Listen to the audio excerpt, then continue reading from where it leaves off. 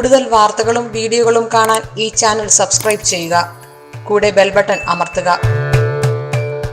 Asia live ടിവിയിലെ feng shui പ്രോഗ്രാമിലേക്ക് ഏവർക്കും സ്വാഗതം. നമുക്ക് ഒരു വീട്ടിലേക്ക് നമ്മൾ കയറി താമസമായി ഒരു 3 മാസം അല്ലെങ്കിൽ ഒരു 6 മാസം കഴിയുമ്പോഴത്തേക്ക് നമ്മൾ ഉദ്ദേശിക്കുന്ന രീതിയിൽ ഉള്ള ഒരു പുരോഗതിയില്ല. നമ്മൾ എന്ത് കാര്യങ്ങൾക്കും തടസ്സവും പ്രശ്നങ്ങളുമാണ്. നമുക്ക് ഒരു ബിസിനസ് പരമായിട്ടൊരു ഉയർച്ചയില്ല, അല്ലെങ്കിൽ തൊഴിൽപരമായിട്ടൊരു ഉയർച്ചയില്ല, ആരോഗ്യപരമായിട്ട് പ്രശ്നങ്ങൾ, എന്നും അസുഖങ്ങളും, കുട്ടികൾക്ക് വയ്യ, വിദ്യാഭ്യാസത്തിലെ തടസ്സം, തൊഴിലിലെ തടസ്സം, അങ്ങനെ പല ബുദ്ധിമുട്ടുകൾ വരുമ്പോഴാണ് നമ്മൾ ഇത് എന്തെന്നും അന്വേഷിക്കാൻ തുടങ്ങുന്നത്. അപ്പോഴാണ് ഒരുപക്ഷെ ആരെങ്കിലും ചോദിക്കുന്നത്, നിങ്ങൾ അതിൻ്റെ വാസ്തു നോക്കിയിട്ടുണ്ടോ, വാസ്തുപരമായിട്ട് എന്തെങ്കിലും പ്രശ്നങ്ങൾ വീടിനുണ്ടോ എന്ന് ചോദിക്കുന്നു. അപ്പോഴാണ് നമ്മൾ ഈ വാസ്തുവിനെ പറ്റി ചിന്തിക്കുന്നത്. അപ്പോൾ നമ്മൾ ഒരു വീട്ടിൽ താമസിക്കുമ്പോൾ നമുക്ക് സ്വസ്ഥമായിട്ടും സമാധാനത്തോടും കൂടി ആ വീട്ടിൽ താമസിക്കാൻ പറ്റുമെന്നുണ്ടെങ്കിൽ നമ്മൾ ഇതിനെപ്പറ്റി ചിന്തിക്കുന്നത് പോലുമില്ല പലരും. നമുക്ക് ബുദ്ധിമുട്ടുകളും പ്രശ്നങ്ങളും വരുമ്പോഴത്തേക്കാണ് എന്തെങ്കിലും തരത്തിലുള്ള പ്രശ്നങ്ങൾ നമ്മുടെ വീട്ടിലുണ്ടോ, അതാണോ നമ്മളെ ബാധിക്കുന്നത്, നമ്മുടെ മുന്നോട്ടുള്ള യാത്രയ്ക്ക് തടസ്സം എന്താണെന്നൊക്കെ അപ്പോഴാണ് നമ്മൾ ചിന്തിക്കുന്നത്. അപ്പോൾ ചിലർക്ക് ചില വീടുകളിൽ ചെന്ന് കയറുമ്പോൾ തന്നെ അറിയാം ഇവിടെ എന്തോ പ്രശ്നമുണ്ട്, ഇതിൻ്റെ കണക്കിലോ അല്ലെന്നുണ്ടെങ്കിൽ ഇതിൻ്റെ മൊത്തത്തിലുള്ള നിർമ്മിതിയിലോ എന്തോ ബുദ്ധിമുട്ടുണ്ട്. നമുക്ക് അവിടെ ഒരു വല്ലാത്തൊരു നെഗറ്റീവ് എനർജി ഫീൽ ചെയ്യും. അപ്പോൾ നമുക്കൊരു ശാന്തിയും ഒരു സമാധാനവും അവിടെ കിട്ടത്തില്ല. അപ്പോൾ അത്തരം വീടുകൾ വാസ്തുദോഷമുള്ള വീടുകളാണ്. പിന്നെ വാസ്തുവിൽ പറയുന്ന ചില നിയമങ്ങൾക്ക് വിപരീതമായി വീട് പണിയുമ്പോൾ നമുക്ക് ഇത്തരത്തിലുള്ള നെഗറ്റീവ് അനുഭവങ്ങൾ നമ്മുടെ ജീവിതത്തിലുണ്ടാവും.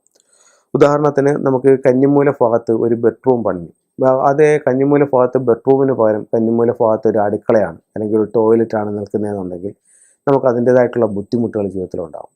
അതുപോലെ തന്നെ ഈശാനകോൺ എന്ന് പറഞ്ഞാൽ വാസ്തുപുരുഷൻ്റെ മുഖം വരുന്ന ഈശ്വര സങ്കല്പമുള്ള ഈശാനൻ്റെ ഒരു സ്ഥലമാണ് വടക്ക് കിഴക്കെന്ന് പറയുന്നത്. അപ്പോൾ വടക്ക് കിഴക്ക് ഭാഗത്ത് നമുക്ക് എന്തെങ്കിലും തരത്തിലുള്ള ബ്ലോക്കുകൾ, അതായത് ആ ഭാഗം മതിലുകൾ ഉയർത്തി പണിയുക, അല്ലെങ്കിൽ ഒരു അഡീഷണൽ നിർമ്മിതി ആ ഭാഗത്തേക്ക് കൊണ്ടുവരിക, അത്തരത്തിലുള്ള ഇത് ചെയ്യുമ്പോൾ നമുക്ക് പലതരത്തിലുള്ള ബുദ്ധിമുട്ടുകളും ജീവിതത്തിലുണ്ടാവും. അതുപോലെ കിണറിൻ്റെ സ്ഥാനം, നമുക്ക് ഓരോന്നിനും ഓരോ സ്ഥാനങ്ങളുണ്ട്. ഇപ്പം ഉദാഹരണത്തിന് നമ്മുടെ ശരീരം തന്നെ എടുക്കുമ്പോഴത്തേക്ക് നമുക്ക് ചെവി ഇരിക്കുന്നൊരു ഭാഗമുണ്ട്, ഇരിക്കുന്ന ഭാഗമുണ്ട്, കണ്ണിരിക്കുന്ന ഭാഗമുണ്ട്, അങ്ങനെ നമുക്ക് എല്ലാത്തിനും അതിൻ്റേതായിട്ടുള്ളൊരു സ്ഥലമുണ്ട്. അപ്പോൾ നമ്മൾ ഇത് സ്ഥാനം മാറിയാണ് നമുക്ക് വന്നിരിക്കുന്നതെന്ന് നിങ്ങളൊന്ന് ചിന്തിച്ചു നോക്കും. അപ്പോൾ നമുക്ക് എന്തെല്ലാം ബുദ്ധിമുട്ടുകൾ അനുഭവപ്പെടും. അതുപോലെ നമുക്ക് എല്ലാത്തിനും ഒരു സ്ഥാനമുണ്ട്, അതനുസരിച്ചിട്ടാണ് നമ്മൾ ചെയ്യുന്നതെന്നുണ്ടെങ്കിൽ നമുക്ക് അതിൻ്റേതായിട്ടുള്ളൊരു എനർജിയും ഒരു ഉന്മേഷവും എല്ലാം നമ്മുടെ ജീവിതത്തിലുണ്ടാവും. അതിൻ്റെ പൊസിഷനുകൾ മാറുമ്പോഴത്തേക്ക് ഉറപ്പായിട്ടും അവിടെ ഒരു അസന്തുലനാവസ്ഥ നിലനിൽക്കുകയും അത് നമ്മുടെ ജീവിതത്തിൽ പലതരത്തിലുള്ള ബുദ്ധിമുട്ടുകൾ സൃഷ്ടിക്കുകയും ചെയ്യും. അപ്പോൾ എപ്പോഴും നമ്മൾ വാസ്തു നിയമങ്ങൾ അനുസരിച്ച് നമ്മളിത് ചെയ്യുന്നത് വളരെ ഉത്തമമായിരിക്കും. പിന്നെ വീട് വെച്ചുപോയി, ഇപ്പോൾ 1 കോടി രൂപ അല്ലെങ്കിൽ 5 കോടി രൂപയ്ക്കൊക്കെ ഒരു വീട് വയ്ക്കുന്ന ഇഷ്ടം പോലെ ആൾക്കാരുണ്ട്. അപ്പോൾ അത്രയും വലിയൊരു വീട് വെച്ചുപോയപ്പോൾ വാസ്തുപരമായിട്ട് അതിൻ്റേതായിട്ടുള്ള ബുദ്ധിമുട്ടുകളുണ്ട്.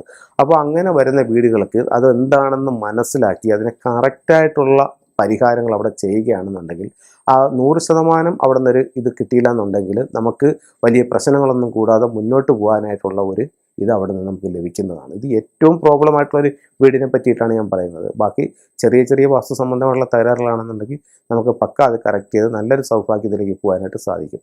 അപ്പോൾ ഇത്തരത്തിലുള്ള കാര്യങ്ങൾ എല്ലാവരും ഒന്ന് ശ്രദ്ധിക്കുക. എല്ലാവർക്കും എല്ലാ സൗഭാഗ്യങ്ങളും ഉണ്ടാകട്ടെ എന്ന് പ്രാർത്ഥിച്ചുകൊണ്ട് നിർത്തുന്നു. നന്ദി, നമസ്കാരം.